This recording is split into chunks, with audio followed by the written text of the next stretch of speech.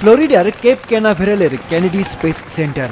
মিশনের কয়েক ঘন্টা আগে থেকেই প্রস্তুতি ছিল চূড়ান্ত পর্যায়ে। নভোচারীরা বিশেষ স্যুট পরে লঞ্চ প্যাডে পৌঁছান। হাসি মুখে ছবি তোলা, একে অপরকে শুভকামনা জানানো, তবে ভেতরে ছিল দীর্ঘদিনের প্রস্তুতির চাপ। প্রায় 2 সপ্তাহের কোয়ারেন্টাইন শেষে তারা এই ঐতিহাসিক যাত্রার জন্য প্রস্তুত হয়েছেন। লঞ্চের আগে নভোচারীরা বসেন ওরিয়ন ক্যাপসুলে। নাসার প্রকৌশলীরা ধাপে ধাপে শেষ পরীক্ষা সম্পন্ন করেন। ক্যাপসুলের হ্যাচ বন্ধ করা হয়, এক এক করে বিচ্ছিন্ন করা হয় সাপোর্ট ইকুইপমেন্ট। সবকিছু প্রস্তুত, শুধু কাউন্টডাউন। 3, 2, 1, boosters ignition. সূর্যাস্তের ঠিক আগে গর্জে ওঠে বিশাল স্পেস লঞ্চ সিস্টেম রকেট। ধীরে ধীরে আকাশে উঠে যায় 30 তলা সমান উচ্চতার এই রকেট। পেছনে রেখে যায় সাদা ধোঁয়ার বিশাল স্তম্ভ। 4 নভোচারী Reid Wiseman, Victor Glover, Christina Koch এবং কানাডিয়ান নভোচারী জেরিমি হ্যানসেন পৃথিবী ছেড়ে যাত্রা করেন চাঁদের পথে। It's certainly an incredibly important step. I mean, this is the first, crewed mission into this environment in more than a half century on a rocket that has never flown human beings before.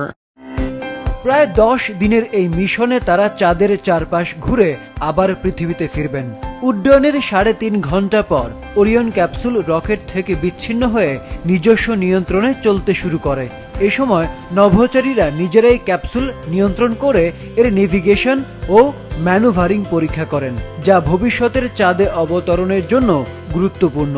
It is very human and it is a wonderful experience and a reminder that even in challenging, scary times, we still cheer for each other. Really cool to be part of this at this time, in this moment, that the moon program is actually restarting again and that this is actually happening. Artemis program 2017 সালে শুরু হওয়া বহু billion ডলারের একটি উদ্যোগ, যার লক্ষ্য চাঁদে দীর্ঘমেয়াদী মানব উপস্থিতি তৈরি করা। 1972 সালে অ্যাপোলো মিশনের পর এই প্রথমবারের মতো মানুষকে চাঁদে ফেরানোর প্রস্তুতি নিচ্ছে নাসা।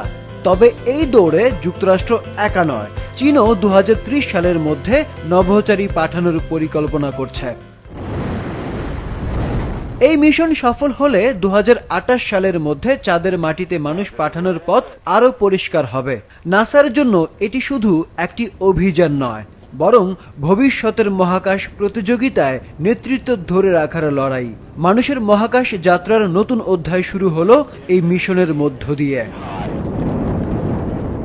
আরিফুদ্দিন নবীন, মাছরাঙা, নিউজ ডেস্ক।